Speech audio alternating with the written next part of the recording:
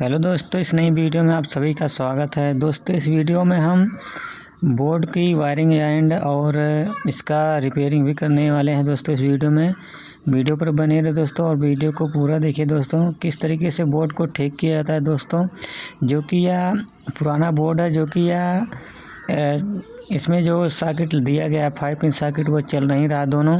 तो इसमें क्या दिक्कत है इसके बारे में जानने वाले हैं। जबकि इसका वायरिंग बिल्कुल ठीक है, कोई दिक्कत नहीं है, वायरिंग बिल्कुल अच्छी तरीके से किया गया है पहले से ही।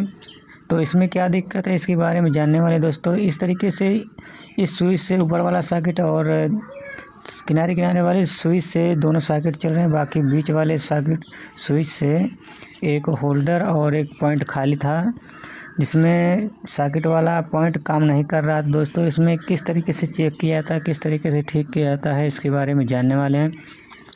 जो कि वीडियो में आपको दिख रहा होगा, इसका वायरिंग अच्छी तरीके से किया गया है, कोई दिक्कत नहीं है वायरिंग में। इसको चेक करने के लिए सबसे पहले आपके पास डिस्टी लैंप, सीरीज टेस्टिंग लैंप और मल्टीमीटर होना ज़रूरी है। तो इसमें सबसे पहले आपको इस कंटिन्यूटी टेस्टर से स्विच को चेक करना है, क्योंकि यहाँ पर 5 पिन सॉकेट कार्य नहीं कर रहा है, जो कि इस स्विच के द्वारा है। तो यहाँ पर डीसी लैंप के द्वारा इस तरीके से स्विच को ऑन करके यहाँ पर टच करेंगे दोनों पॉइंटों पर, तो यहाँ पर कंटिन्यूटी आना चाहिए।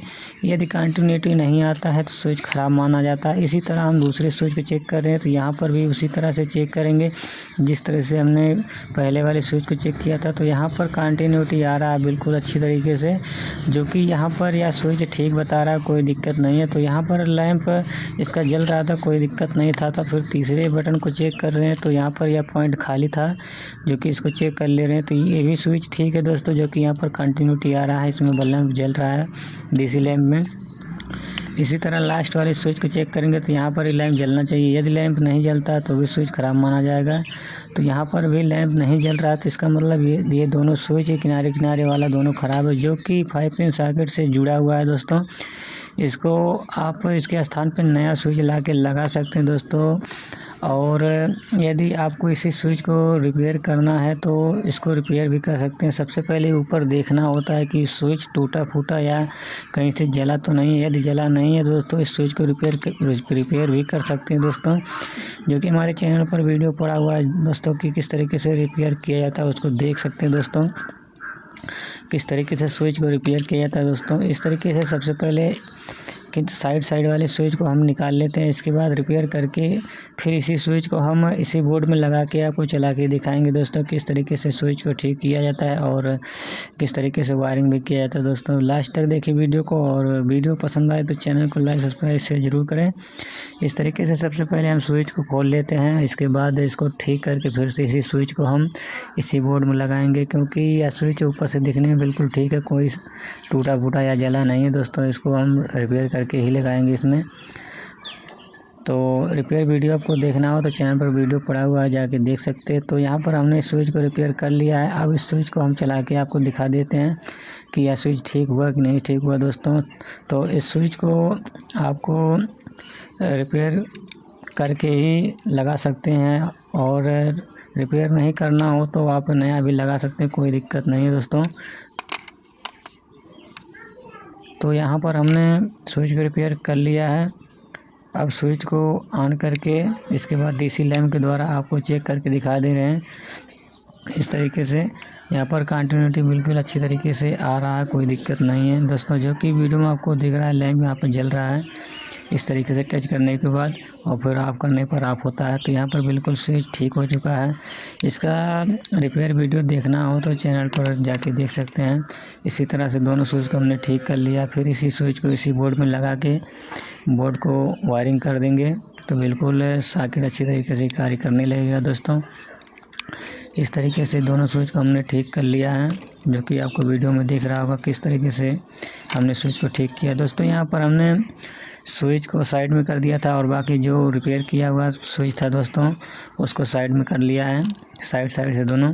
बाकी इसका वायरिंग बता दे रहे हैं आपको। तो यहाँ पर न्यूट्रल सबसे पहले आपको सॉकेट और होल्डर में इस तरीके से, और इंडिकेटर में एक कॉमन बना के इस तरीके से एक पॉइंट पर जोड़ देना है। तो यहाँ पर न्यूट्रल दोनों सॉकेट और एक होल्डर और एक इंडिकेटर में चला गया। बाकी फेज यहाँ से इंडिकेटर में दूसरे पॉइंट पर जाते हुए फिर यहाँ से फेज को स्विच के निचले पॉइंट पर सभी में कॉमन करना है। स्विच जितने भी स्विच रहते हैं उसमें फेज को निचले वाले पॉइंट में इस तरीके से पतले वायर के द्वारा आपस में जोड़ना होता है, कनेक्ट करना होता है सभी को। इसके बाद यहीं से फेज को एक दूसरे के पास ट्रांसफ़र या यहीं से भेजना होता है फेज को स्विच के माध्यम से, जो कि स्विच के माध्यम से ही फेज सप्लाई को ऑन ऑफ किया जाता है। तो यहाँ पर इस तरीके से हमने फेज को स्विच के निचले पॉइंट पर जोड़ लिया। फिर इस तरीके से सभी स्विच को आपस में एक पतले वायर के द्वारा टच कर दिया, कनेक्ट कर दिया। इसके बाद ऊपरी वाले पॉइंट से सभी पॉइंटों पर फेज को आउट कराएंगे। तो यहाँ पर 2 सॉकेट और एक होल्डर है, तो यहाँ पर साइड वाले स्विच से हम दोनों सॉकेट में फेज को पहुँचाएँगे और 2 पॉइंट बीच में जो छूटा हुआ है 2 स्विच, उसके द्वारा हम एक लैंप जाएगा और एक पॉइंट खाली रहेगा, जो कि यहाँ पर और कुछ चलाने के लिए इसमें दिया गया नहीं है। इसलिए यहाँ पर दोनों साइड से जो स्विच दिया गया उसको इस तरीके से हम एक वायर जो है उसमें जुड़ा हुआ है फेज को इस तरीके से स्विच के ऊपर वाली पॉइंट में जोड़ देंगे। तो यहाँ पर इसके माध्यम से अब फेज सॉकेट में जाने लगेगा। बाकी न्यूट्रल तो परमानेंट इसमें जुड़ा ही है, तो फेज को यहाँ से स्विच के माध्यम से पहुँचाएंगे तो सॉकेट काम करने लगेगा।